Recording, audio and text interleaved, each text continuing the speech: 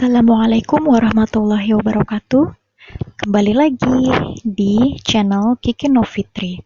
Pada kali ini saya akan menyampaikan materi prakarya kelas 8 semester 1 bab 1 mengenai kerajinan bahan lunak yang sebelumnya sudah kita bahas di video saya sebelumnya ya. Kalau video sebelumnya itu bagian 1, nah pada kesempatan kali ini adalah bagian keduanya. Namun sebelum kita memulai videonya, alangkah baiknya kita berdoa. Terima kasih. Alhamdulillah ya, karena pada hari ini, pada saat kalian menonton video ini, kita semua masih diberi kesehatan. Sehingga kita bisa menyaksikan dan menonton video pembelajaran ini yang insya Allah berguna dan bermanfaat bagi kita semua, terutama bagi siswa-siswi kelas 8 SMP di semester 1 ini. Dan tak lupa pula kita berdoa agar pandemi yang sedang melanda dunia ini segera berakhir, agar kita para pelajar dapat kembali masuk ke sekolah dan bersua dengan para guru, juga teman-teman. Seperti yang tadi saya sampaikan, video ini akan membahas materi prakarya kelas 8 semester 1 mengenai kerajinan bahan lunak.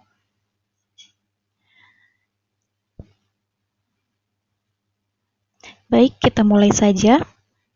Jenis dan karakteristik kerajinan bahan lunak. Setelah saya sampaikan di bagian pertama bahwa jenisnya itu ada 2, yaitu kerajinan bahan lunak alam dan juga bahan lunak buatan. Jika bahan lunak alam, ini disajikan dari bahan dasar yang berasal dari alam. Ya, ini dari alam langsung. Sedangkan yang kita akan bahas sekarang adalah bahan lunak buatan, di mana kita ketahui jika bahan lunak buatan, maka tentunya bahan-bahan tersebut adalah olahan tangan manusia. Nah, jenisnya ada apa saja? Yang pertama itu ada yang namanya lilin. Ya, lilin. Tentunya kita sering mendengar lilin. Nih, lilin seringkali digunakan dalam keseharian kita, terutama saat mati lampu. Dan bentuknya pun kini macam-macam ya. Ada yang berbentuk karakter pahlawan-pahlawan, ataupun berbentuk bunga seperti yang ada di gambar, ataupun nih yang ada di gelas. Nah, lilin ini bisa dibentuk sesuai dengan keinginan kita. Karena lilin ini juga bahannya dia berbahan lunak ya. Terutama saat dia kena panas. Kalau dia kena panas, dia akan meleleh, dan saat ia berbentuk cairan, kita akan dengan mudah membentuknya. Nah, selanjutnya, bahan untuk membuat kerajinan dari lilin. Baik, kita lanjut. Bahan untuk membuat kerajinan lilin. Nah, yang pertama ini, yang A ini adalah lilin. Yang A ini adalah lilin lebah. Yang B ini adalah lilin batang ya, yang sering kita temui di warung-warung. Nah, yang C ini adalah parafin. Yang D adalah silikon, katalis, dan juga plastisin. Dan yang E, ini tali sumbu. Ya, tali sumbu itu alat untuk kita menyalakan apinya nanti. Dan yang F adalah pewarna. Nah, jadi lilinnya dapat kita warnai sesuai dengan keinginan kita. Ini lilinnya mau kita warnain apa ya, sesuai dengan bentuk yang telah kita tentukan tentunya. Nah, alat untuk membuat kerajinan lilin. Yang pertama ini adalah cetakan. Ya, cetakan. Nah, jadi cetakan ini berbahan dasar silikon agar dia mudah untuk dilepaskan, karena kalau silikon itu kan dia seperti karet ya, melar. Nah, jadi dapat dengan mudah saat telah selesai dicetak. Nah, yang B ini wadah. Wadah ini adalah tempat untuk mencampurkan lilin dengan pewarna. Yang D adalah kompor. Nah, kegunaannya kompor ini untuk apa? Yaitu untuk melelehkan atau mencairkan lilin. Sedangkan yang D adalah sendok. Sendok ini berguna untuk menakar jumlah lilin ataupun jumlah air, sekaligus sebagai alat pengaduk. Nah, selanjutnya ada proses pembuatan kerajinan lilin. Proses pembuatan kerajinan lilin. Yang pertama adalah menyalakan kompornya tentunya ya. Jadi kompor, terus dimasukkan lilinnya. Jadi lilinnya itu bisa kita serut dulu lalu dimasukkan ke dalam panci ataupun dalam bentuk lilin batang. Nah, lilinnya kita masukkan ke dalam wadah ya, ke dalam wadah atau ke dalam panci yang sudah dipanaskan sehingga si lilin nanti itu akan mencair. Ketika sudah mencair, maka kita lanjut ke tahap selanjutnya. Nih, kalau tahap yang ini sudah, maka kita lanjut ke tahap yang kedua. Tahap yang kedua ini apa? Yaitu tahapan mencetak. Ya, tahapan mencetaknya dan juga sekaligus diberi pewarna. Nah, setelah itu baru tahap yang ketiga adalah ini. Mencetak lilin di dalam cetakan silikon tadi. Setelah itu, setelah kering dan mengeras, lilin bisa dibuka dari cetakannya. Lanjut ke slide selanjutnya, yaitu fiberglass. Nah, apa sih fiberglass itu? Nah, jadi fiberglass ini adalah kerajinan berbahan dasar kaca yang berbentuk cair. Ya, jadi ini tuh dari kaca yang berbentuk cair.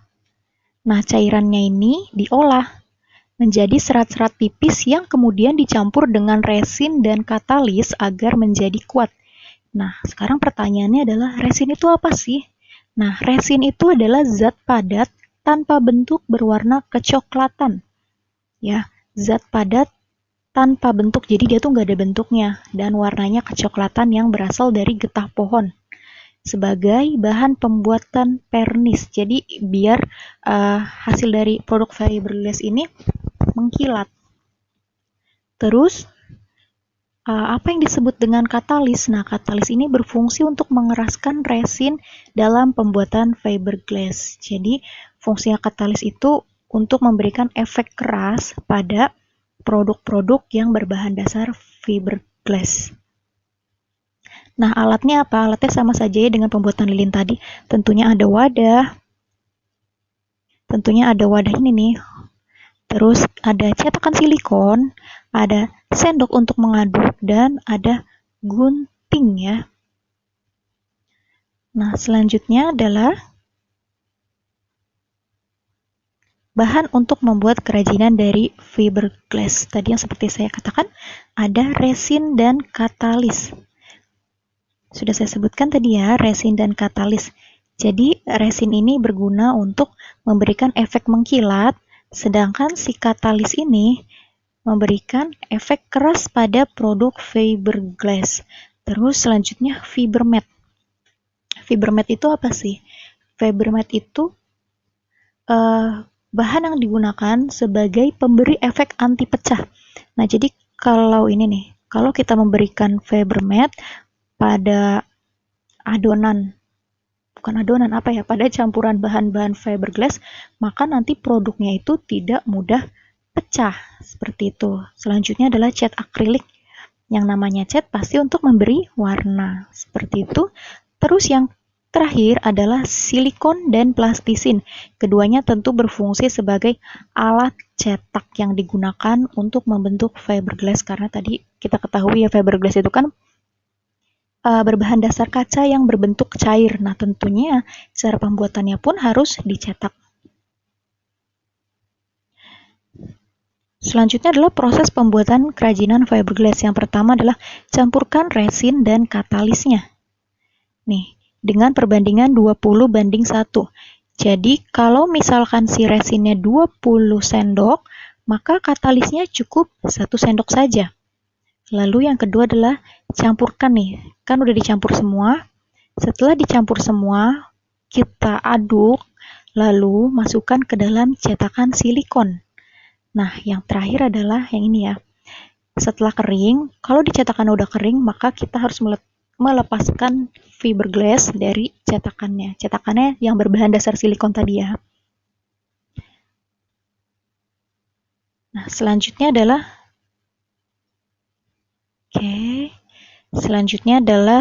gips. Ya, gips juga ini berbahan dasar bubuk. Ya, bahan dasarnya bubuk gips. Bubuk gips ya, yang tadi saya bilang untuk sebagai bahan dasarnya. Nah, seperti yang kita tahu ya, pembuatan sekarang tuh atap rumah, terus juga dinding-dinding di ruko, banyak yang menggunakan bahan dasar gips. Terus yang kedua plastisin. Plastisin ini berguna sebagai tempat cetakannya. Terus yang C adalah cat. Cat berguna sebagai bahan pewarna.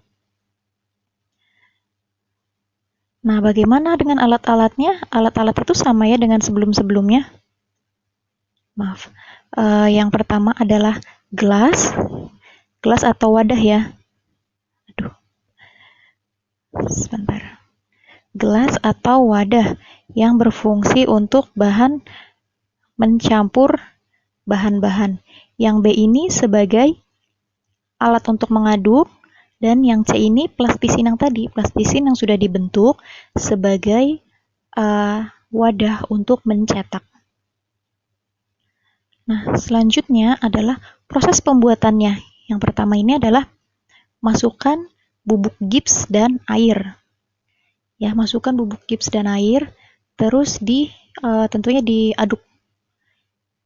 Diaduk-aduk, setelah itu masukkan adonan gips ke dalam cetakan. Nah, ini nih. Nah, yang nomor 2 ini ya, adalah proses mencetaknya. Proses mencetak. Nah, adonan yang tadi itu, adonannya jangan terlalu encer. Jadi adonannya itu adonannya kental. Lalu yang nomor 3 adalah ditunggu. Setelah dicetak, kita tunggu beberapa menit, kurang lebih 15 menit sampai adonan gipsnya tadi kering. Setelah itu cetakannya dibuka. Nah, di nomor 4 ini adalah dijemur. Dijemur ya. Tadi kan udah dilepas dari cetakan, maka yang di nomor 4 ini itu harus dijemur. Nah, setelah dijemur, kalau sudah kering, maka diberi pewarna. Nah, inilah jadinya nih di nomor 5 setelah diberi pewarna. Selanjutnya, sabun.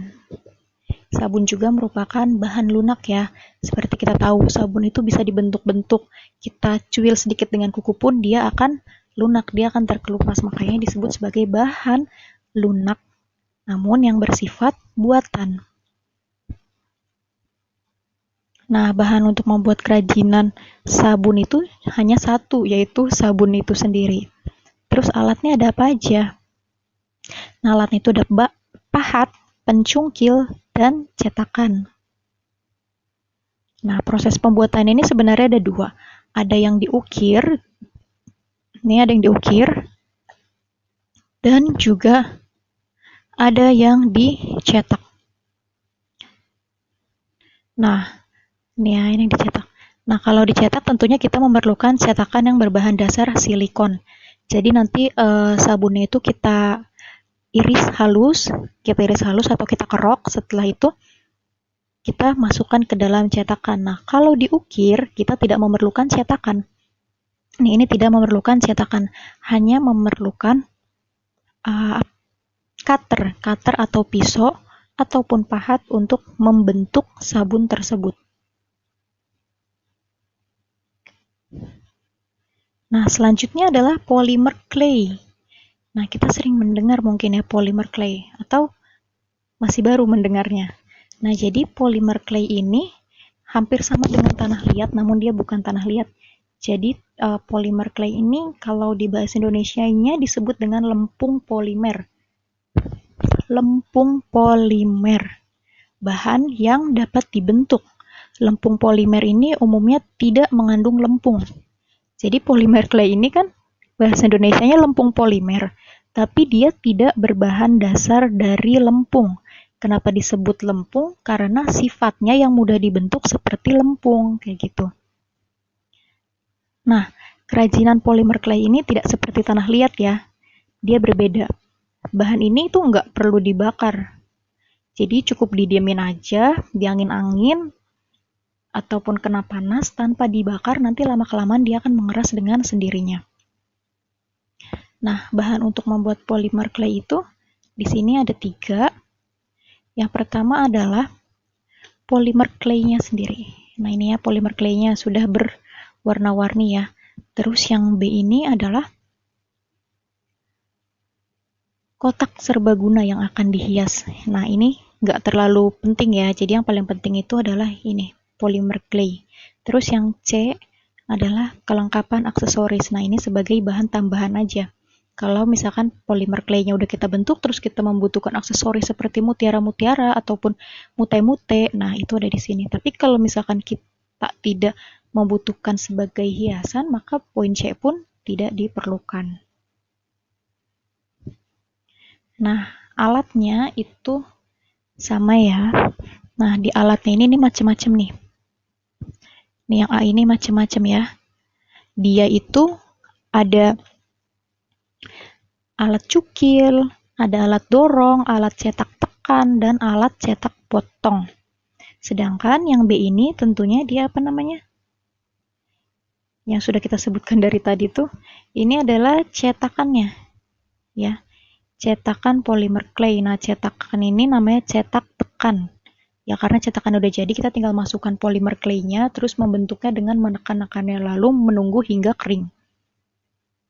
Seperti itu. Nah, ini proses pembuatan kerajinan polimer clay. Tadi yang seperti saya telah katakan bahwa polimer clay itu kan sudah memiliki warna, maka dia tinggal dibentuk ya. Nih, seperti tahapan-tahapan berikut. Dibentuk, dicampurkan antara polimer clay warna yang satu dengan warna yang lain, lalu dibentuk dan didiamkan hingga menjadi seperti ini ya, menjadi aksesoris. Jadi biasanya untuk gantungan, kunci, yang memerlukan hiasan-hiasan seperti ini nih. Nah, ini bentuk jadinya. Oke, terima kasih. Sekian pelajaran kita hari ini mengenai prakarya semester 1, bab 1, kerajinan bahan lunak yang berasal dari bahan buatan. Tadi sudah ada 5 ya. Yang pertama itu lilin, yang kedua adalah yang pertama lilin, yang kedua fiberglass, yang ketiga adalah gips, yang keempat sabun, dan yang kelima adalah polimer clay. Yang kalau kita perhatikan semua alatnya ya, kalau bahan mungkin berbeda-beda, tapi kalau alat sama ya. Contohnya seperti cetakannya, kita menggunakan cetakan silikon.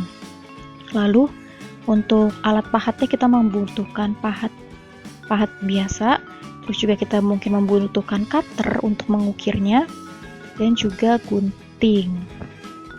Seperti itu, semoga pelajaran hari ini bermanfaat, dari video ini bermanfaat untuk kita semua. Saya ucapkan terima kasih telah menontonnya. Dan Assalamualaikum warahmatullahi wabarakatuh. See you to next video.